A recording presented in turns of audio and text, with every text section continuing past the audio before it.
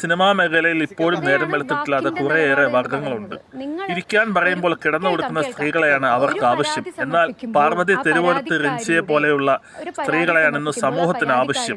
സിനിമാക്കാരുടെയോ ഒരു വിവരവും പുറത്തു വരില്ല. സ്വന്തം കഴിവുകൊണ്ട് ഇത്രയേറെ ഉയർച്ചയിലെത്തിയ സ്ത്രീ തനിക്ക് നേരിട്ട ദുരനുഭവം പറയുമ്പോൾ അവരോടൊപ്പമാണെന്ന് പറയുകയും അവർക്കെതിരെ തിരിയുകയും ചെയ്യുന്ന സിനിമാ മേഖലയിലുള്ള കപട ഭീകരന്മാരെ നമ്മൾ തിരിച്ചറിയേണ്ടതുണ്ട്.